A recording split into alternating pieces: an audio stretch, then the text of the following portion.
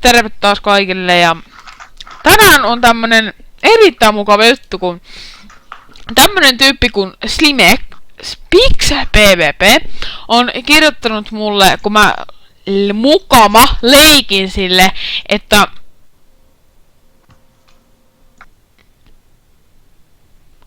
minä lievästi häksäsin hänen accountin. Juu, nyt ehkä tais. Slimets? Mitä? Niin siis, että Okei.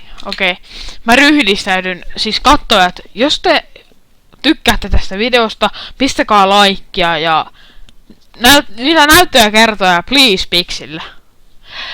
Mun perhe ja mun äiti laittaa rikosilmoituksen, jos et palauta accountia. Mun äiti ilmoittaa susta nettipoliisille. Mä oikeesti huijasin tätä.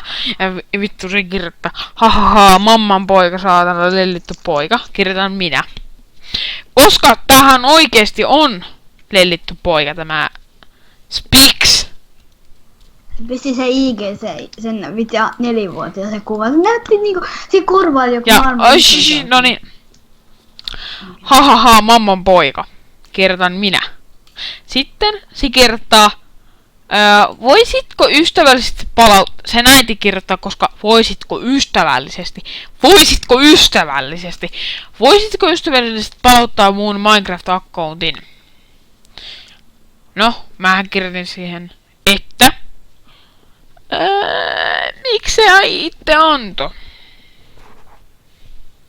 Se itse. Anto itse. Näettekö se? Ei te enää oota. Eiku.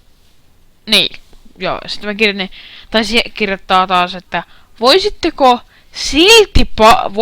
silti palauttaa tilini? Muuten joudun ryhtymään toimenpiteisiin. Siis mä melkein kuolin tässä vaiheessa nauraa jo. Kuka siinä se itse? Mitä vittua mä oon kirjoittanut? No ihan sama.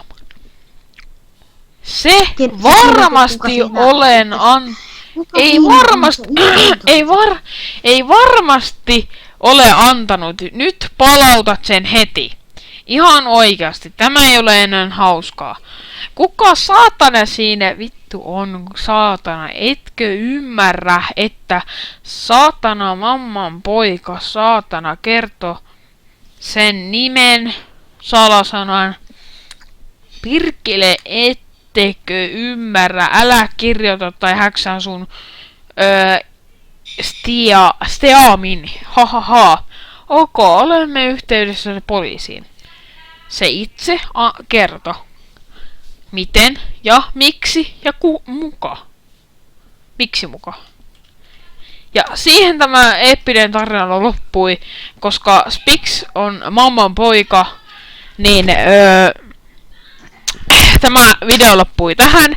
Ja siis oikeesti, jos se ikinä pelaatte Spixin kanssa, niin älkää ikinä hyväksykö sen kaveripyyntöä.